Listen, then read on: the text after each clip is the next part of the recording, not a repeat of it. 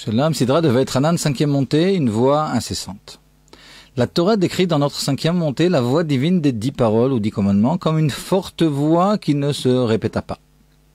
Le Midrash fournit plusieurs explications à ces mots, notamment, en première explication, la voix divine se divisait en 7 voix et se sous-divisait en 70 langues. Elle ne se répéta pas dans des traductions destinées au peuple, ces traductions étant comprises dans la voix divine de base.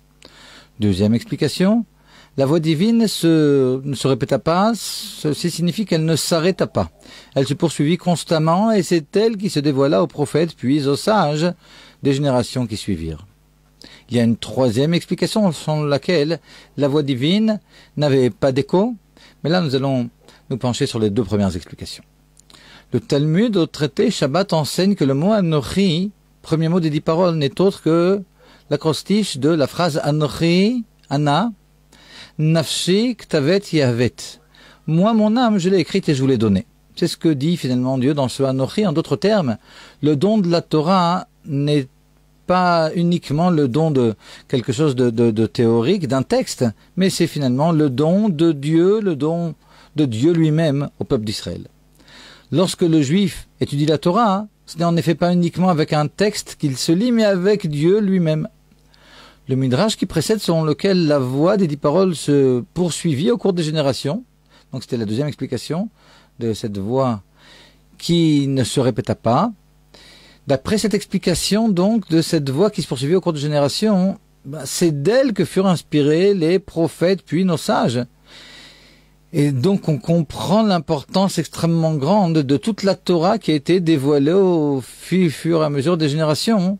Cette voix équivalente à celle donnée au Mont Sinaï. Non seulement en étudiant le Chumash, mais aussi dans toute étude de la Torah, que ce soit la Bible, la Mishnah, la Gemara, les Midrashim, la Halacha, la Chassidut, etc.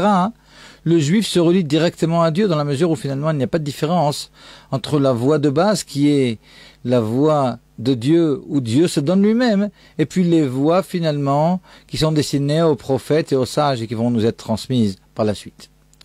L'idée exprimée par le Midrash dans la première explication, selon laquelle la Torah destinée aux 70 nations et formulée en 70 langues était contenue dans les 10 paroles, sous-entend que non seulement la Torah destinée au peuple juif, mais même les 7 lois noachites destinées aux nations fait partie encore de la Torah divine.